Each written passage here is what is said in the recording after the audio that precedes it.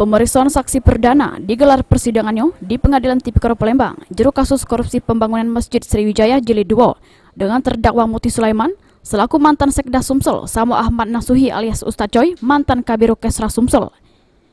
Juru persidangan JPU hadir keempat ikut saksi, ialah Ahmad Najib selaku mantan asisten Kesra Sumsel, Ardani mantan Kabiro Kesra yang sekarang menjabat sebagai wakil Bupati Ogan Ilir, Richard selaku mantan Kabiro Kesra Sumsel, sama Agustinus selaku staf BPKAD Sumsel.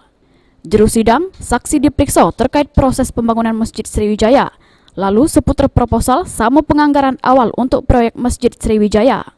Menurut keterangan pihak JPU, amun juru keterangan saksi sudah sesuai dengan dakwaan jaksa penuntut umum terkait peran dari kedua terdakwa. Saksi hari ini ada 4 orang, terdiri atas Ardani, kemudian Agustinus, ada Ahmad Najib, sama Richard Cahyadi. Dari persidangan sendiri seperti apa keterangan saksi?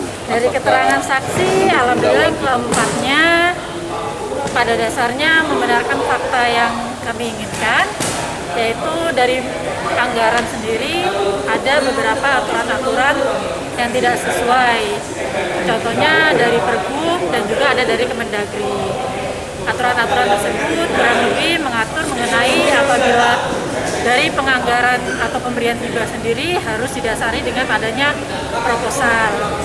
Kemudian setelah dana itu diberikan, dari penerima hibah seharusnya ia memberikan pertanggungjawaban. Sehabis proses pemeriksaan saksi ini, persidangan yang dipimpin Majelis Hakim Abdul Aziz nunda lagi persidangan sampai Senin KG. Dengan pemeriksaan saksi yang diperkirakan sebanyak 5 saksi yang bakal hadir. Gimana Pak? Tadi udah nggak ya Pak?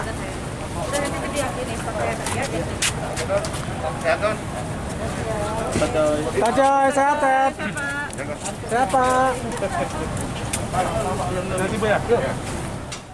Sri Febriandi, PAL TV.